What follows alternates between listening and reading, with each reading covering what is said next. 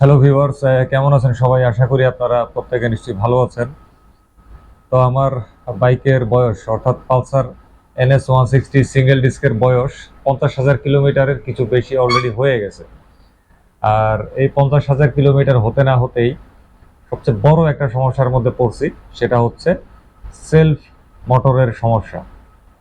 তো সেলফ মোটরের সমস্যাটা সম্পর্কে বিস্তারিত বলবো, কি সমস্যা হয়েছিল, কিভাবে বুঝছি এবং কিভাবে সমাধান করা হয়েছে, এবং আপনাদের প্রতি নির্দেশনা কি এই সেলফ মোটরের ব্যাপারে।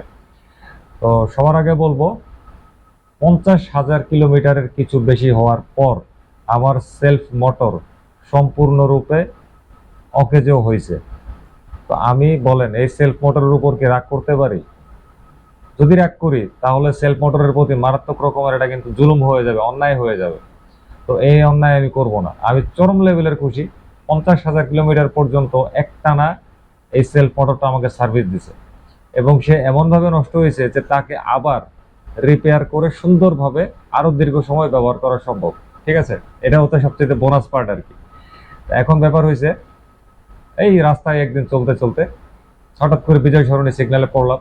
বুঝেনি তো, বিজয় সরণি সিগন্যাল খুবই একটা, কি বলা যায়, মানে নোবেল পুরস্কার পাওয়ার মতন একটা সিগন্যাল। এখানে একবার আল্লাহর নাম নিয়ে বসা দিলে কখন যে ছাড়বে এটা এক আল্লাহই ভালো জানেন, আর সেখানকার ট্রাফিক পুলিশই ভালো জানেন। তো এরকমই এক তপ্ত দুপুরে বসা ছিলাম বিজয় সরণি সিগন্যালের মধ্যে। সিগন্যাল ছাড়লো 5-7 মিনিট পরে, তারপরে সেলফ দিতে গেলাম, দেখি সব ঠিকঠাক আছে, কিন্তু সেলফ উঠতেছে না। মানে সেলফ বাটনে চাপ দিলে কট কট করে একটা শব্দ হচ্ছে, মিটার কিন্তু রিস্টার্ট নিচ্ছে না। ঠিক আছে, শুধু সেলফ বাটনে চাপ দিলে কট কট করে একটা শব্দ হচ্ছে। আমার তো মাথা খারাপ হয়ে গেছে, গাড়িতে তাড়াতাড়ি স্টার্ট দিতে হবে, নাহলে তো রোদ্রে পড়তেছি, পেছন থেকে হর্ন দিচ্ছে, ওইদিকে ট্রাফিক পুলিশ ধরে দিবে, আবার মামলা।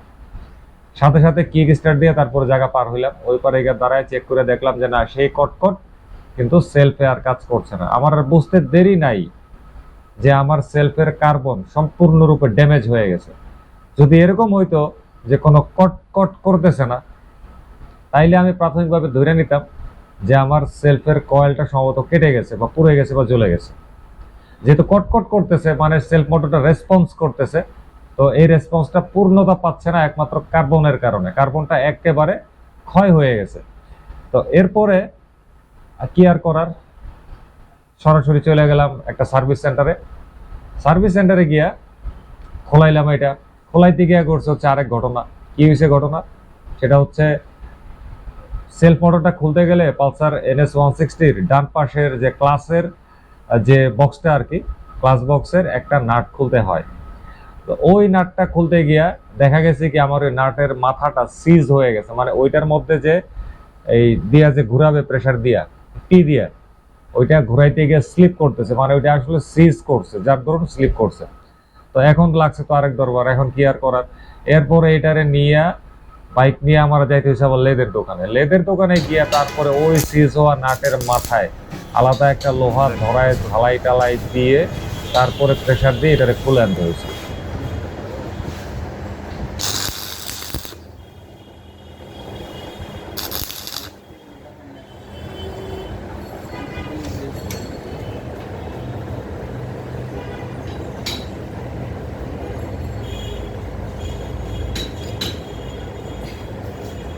তুলতে তো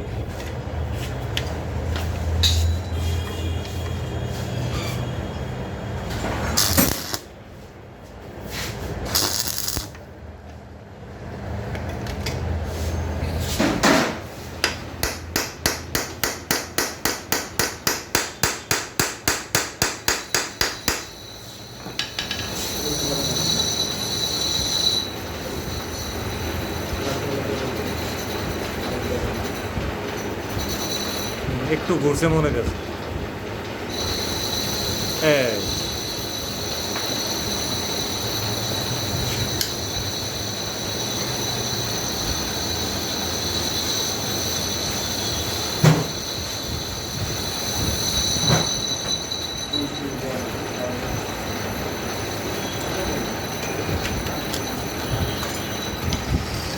এটা কিন্তু নতুন লাগাই দিন না?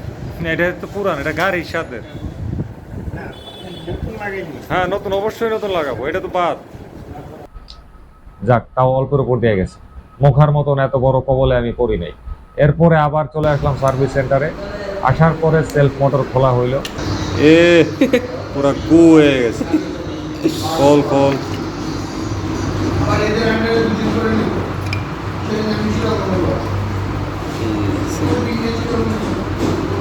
এই ময়লা তো পড়বই, ময়লা করবে অবস্থা কি দেখছেন? কার্বন একেবারে পুইরা পুরা খাতরা খাতরা হয়ে গেছে। কার্বন লয়ে যান।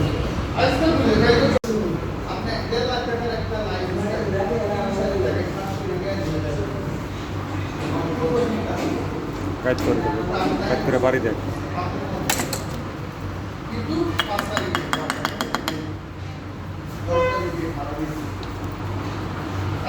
বলে এটার ভিতরে খুবই জঘন্যতম অবস্থা দেখা গেছে। অবশ্য এই জঘন্যতম অবস্থা দেখে আমার কিন্তু খারাপ লাগে নাই, কারণ 50,000 কিলোমিটার পরে এই জঘন্যতম অবস্থা তৈরি হয়েছে। তো এটা খুলে দেখা গেছে কার্বন, একটা কার্বন আস্থা পাইছি, আরেকটা কার্বন পুইরা ভাইঙ্গা ওটার কঙ্কালটাও ভালোভাবে আমি বুঝতে পারতেছিলাম না যে কোনটা কার্বনের অংশ আর কোনটার কি, পুইরা একদম পুরো অঙ্গার হয়ে গেছে। তারপরে ওইটার মধ্যে কাট আউটের মতন একটা পার্ট থাকে প্লাস্টিকের বড়, ওইটাও পুরোপুরি ভাবে পুইরা মানে ঝলসায় গেছে আর কি। ওইটাও ব্যবহার করা যাইতো, সমস্যা নাই, কিন্তু পুইরা ওইটা ঝলসায় গেছে। তো এরপরে কি আর করার, তারপরে আমাকে ফার্স্টে ভাবছিলাম কি শুধুমাত্র কার্বনটা চেঞ্জ করব, পরে যখন দেখতেছি যে না, আমার পুরো অ্যাসেম্বলিটা যদি আমি চেঞ্জ করি তাইলে আমার ভালো হয়, মানে সেলফের পুরো অ্যাসেম্বলিটা, কার্বন অ্যাসেম্বলিটা আর কি। তো তারপরে একটা কার্বন অ্যাসেম্বলি কিনে আনলাম। বাজাজের হলুদ স্টিকার এটা কিনে আনছি, এটাও অরিজিনাল। গোলাপি স্টিকার এটা ইচ্ছে করেই কিনি নেই, কারণ গোলাপি স্টিকারের মাত্রাতিরিক্ত দাম, যেটা আমি অ্যাফোর্ড করতে চাই না। সামর্থ্য আছে কিন্তু আমি করতে চাই না, কারণ আমার এর চেয়ে আরো অনেক কম টাকা দিয়ে আমি মাল পাচ্ছি। তো আমি কেন গোলাপি স্টিকারের মালের পেছনে পয়সা খরচ করব? এই প্যাকেটটা প্লাস হচ্ছে ওই যে সিজ হওয়া একটা নাট, ওই নাট, এই দুইটা মিলাইয়া ওই দোকান থেকে আমার কাছে দাম রাখছে হচ্ছে 200 টাকা। তারপরে টুকটুক করে এসে সমস্ত অ্যাসেম্বলি আবার রিইনস্টল করা হলো আমার সেলফ মোটরের ভিতরে।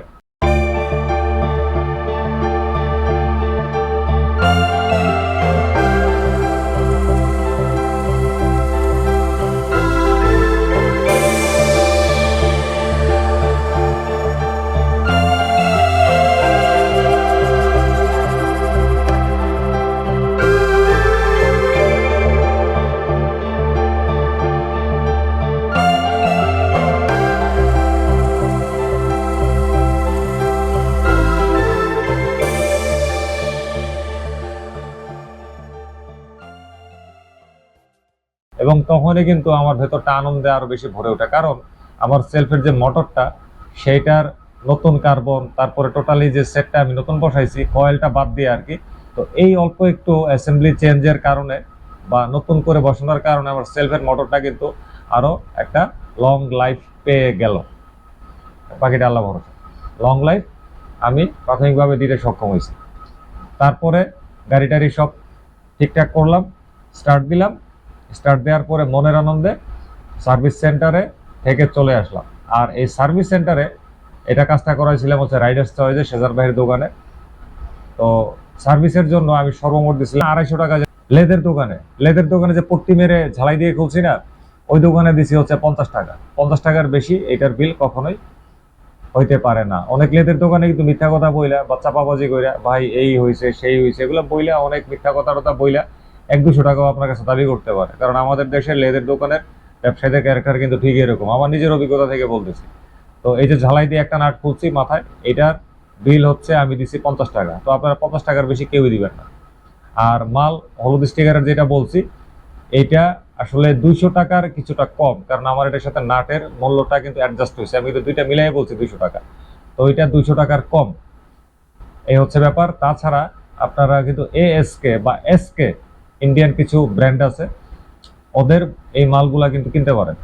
ওদের এই মালগুলোর দাম কিন্তু আরো কম। তো আমি আর তো ঘাটাঘাটিতে যাই নাই, আমি হলুদ স্টিকারের মালটাই সরাসরি আনছি। তো আপনাদের প্রতি সাজেশন থাকবে যে সেলফ মোটর এটার ব্যাপারে একটু সাবধান হবেন, একটু যত্ন আপনি নেবেন। যখনই যে সার্ভিসটা করবেন বলবেন এটার খুলে ভেতরটা পরিষ্কার করে দিতে, কারণ এটা চলতে চলতে ভেতরে কার্বন জমে, ময়লা জমে। আমি কিন্তু নিয়মিত এই কাজগুলো করতাম। আর আমার যে ক্ষতিটা হয়েছে এটা কিন্তু স্বাভাবিক ক্ষতি, অস্বাভাবিক কোনো ক্ষতি না। কারণ 50,000 কিলোমিটারের পরে আইসা এই সমস্যাটা ধরা পড়ছে, সুতরাং এটা হচ্ছে আমার স্বাভাবিক ক্ষতি। এরকম যদি হয়তো 10,000 কিলোমিটার পরে হয়েছে, তখন বুঝতাম এটা রক্ষণাবেক্ষণ জনিত ক্ষতি অথবা কোম্পানি একটা ডিফল্ট। আর আরেকটা ব্যাপার হচ্ছে সেলফের মোটর। আমার কিন্তু শুরুতে বলছি যে আমি যখন সেলফে চাপ দিতাম তখন কিন্তু আমার মিটার কি হইতো, রিস্টার্ট নিত না। ঠিক আছে, যদি সেলফ দেওয়ার বাটনে চাপ দেওয়ার পরে মিটার ক্রমাগত রিস্টার্ট নিত, তাহলে আমি প্রাথমিকভাবে ধরে নিতাম যে সেলফের মোটর বিদ্যুৎটা ঠিকভাবে পাচ্ছে না। তো এই জন্য আমি দায়ী করতাম ব্যাটারিকে। আবার ব্যাটারিকে দায়ী করার আগে আমি দেখতাম আমার বাইকের রেকটিফায়ারটা ঠিক আছে কিনা। আর রেকটিফায়ার যদি দুর্বল হয়ে যায় বা অকেজো হয়ে যায় তখন কিন্তু ব্যাটারি চার্জ পাবে না। আর ব্যাটারি যদি চার্জ না পায় তাইলে সেলফ বিদ্যুৎ পাবে কোত্থেকে? তখন তো আমার বাইকের অন্যান্য ইলেকট্রনিক কম্পোনেন্টও সমস্যা দেখা দিবে। হেডলাইট জ্বলতে চাইবে না, কষ্ট হবে। তারপরে টার্নিং লাইট জ্বলতে চাইবে না বা সিগন্যাল লাইট জ্বলতে চাইবে না, সমস্যা দেখা দিবে, তাই না? যদি আমার মিটার ক্রমাগত রেজিস্টার্ট নিত সেলফ বাটনে চাপ দেওয়ার পরে, তাহলে আমি ফার্স্টে রেকটিফায়ার চেক করতাম, তারপরে ব্যাটারি চেক করতাম। এই দুইটার যে কোনো একটা সমস্যা অবশ্যই আসতো যদি সেলফে চাপ দিলে মিটার ক্রমাগত রেজিস্টার্ট নিত। আর যেহেতু আমার মিটার রেজিস্টার্ট নেয় নাই এবং সেলফের বাটনে চাপ দেওয়ার পরে কট কট করে শব্দ করতো, তার মানে আমার সেলফের মধ্যে আত্মা ঠিকই আছে, কিন্তু আত্মাটা মানে চোখ খুলে মেলতে পারতেছে না, সে দেখতে পারতেছে না চারপাশে কি হচ্ছে। দেখতে কেন পারছিল না? কারণ ছিল ওই যে কার্বনটা একদমই ড্যামেজ হয়ে গেছিল। যে কার্বন আমি তাকে নতুন করে রিপ্লেস করে দিলাম, এমনি কিন্তু সে একদমই পুরোপুরি ওকে হয়ে গেছে, একদম নিখুঁত সাউন্ড হয়ে গেছে। ঠিক আছে, তো যাই হোক, নির্দেশনা আপনাদেরকে দিয়ে দিলাম। এবারে কে কি করবেন, কোত্থেকে করবেন, সবই হচ্ছে আপনাদের ব্যাপার। তো সবাই ভালো থাকবেন, আজকে বিদায় নিলাম। অন্যদিন আবারও কথা হবে অন্য কোনো বিষয়ে। খোদা হাফেজ।